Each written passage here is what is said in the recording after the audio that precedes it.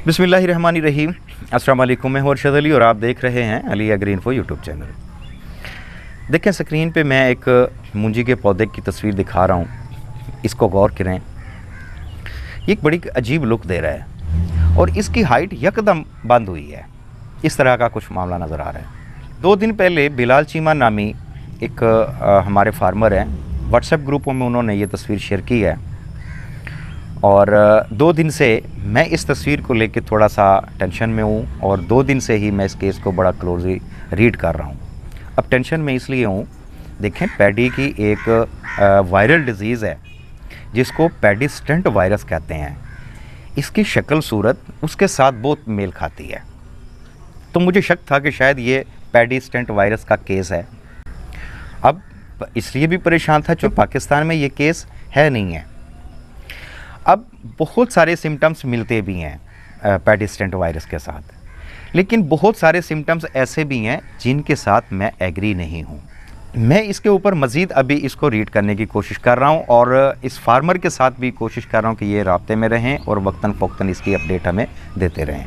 अगर तो ये यही कुछ है जो हम सोच रहे हैं तो नेक्स्ट ईयर के लिए इसके लिए तगड़े प्लान की ज़रूरत होगी।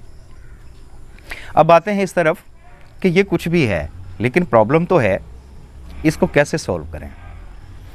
इसमें 2 चीज़ें काबिल गौर हैं। एक तो जड़ों का रंग ब्राउन है और दूसरा इसकी ग्रोथ जो है ना वो रुकी हुई है।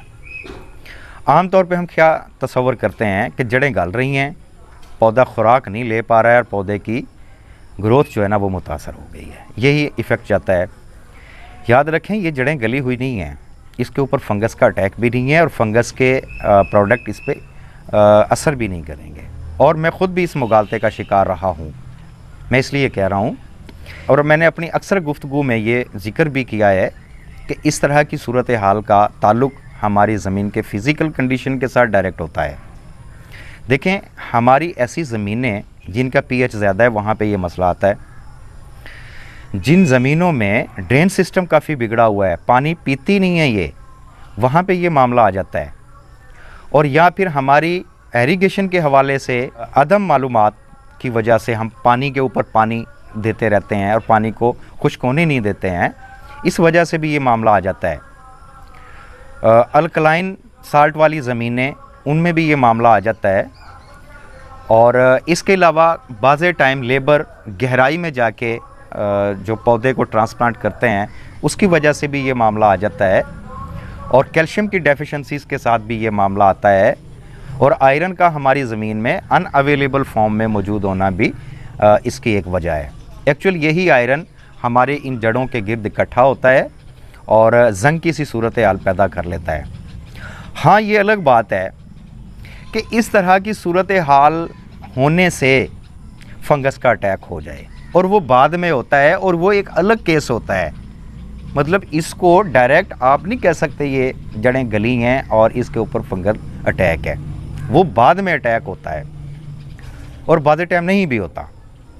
इसलिए आप इसको डायरेक्ट फंजीसाइड यूज़ करने की कोशिश ना करें। और बल्कि मैं यूँ कहूँगा, इसके लिए सल्फ़र भी मुनासिब नहीं होगा, सल्फ़र भी इसको देने की ज़रूरत नहीं है। अब इसको चाले के लिए क्या करें। देखें, पौधा किसी वजह से भी रुक जाए, जब तक आप इसको सोखा नहीं देंगे ये रनिंग में नहीं आएगा। आप कोई भी खाद डाल लें, कोई भी स्प्रे कर लें, कुछ थोड़ा बहुत फ़र्क पड़ जाए एक अलग बात है, लेकिन ये रनिंग में नहीं आएगा। सबसे पहली ज़रूरत यह है कि आप फसल को सोखा लगवाएं। अगर पानी सक नहीं होता है तो जनरेटर की मदद से पानी निकलवाएं, ये ज़रूर करना चाहिए आपको। आपकी ज़मीन को एक्चुअल ऑक्सीजन की ज़रूरत है। ऑक्सीजन 2-4 दिन अगर आपकी ज़मीन को मिल जाए तो आपके पौधे की ये ब्राउन जड़ें सफ़ेद हो जाती हैं, ये ब्राउन रहती नहीं है। इसको रूट हेयर भी आना शुरू हो जाएंगे। रूट हेयर आना शुरू हो जाएं और जड़ें सफ़ेद हो जाएं तो आपकी डाली गई खादें पौधा अपटेक करना शुरू कर देगा। ये सारे मामला आटो पे एडजस्ट होना शुरू हो जाते हैं। तो फिल फॉर आप ज़मीन को सोके की तैयारी करें, बल्कि 3-4 दिन का सोका लगवाएं। अच्छा, सोके के बाद आपने 2 एप्लीकेशन करनी है। अगर आपने यूरिया और जिंक दिया है तो आप फिर दें 2 पैकेट जिंक के, और यूरिया जो है वो आप 15 से 20 किलो भी डाल सकते हैं अगर आप बहुत ज़्यादा डाल चुके हैं तो। कोशिश करें इसके लिए आप NPK लें और इसकी मिकदार 20-20-20 हो। अब इसमें ट्रेस मिक्स नाम का एक प्रोडक्ट है ये बेसिकली माइक्रोन्यूट्रिएंट्स पर मुश्तमिल एक प्रोडक्ट है, इसमें नो एलिमेंट है।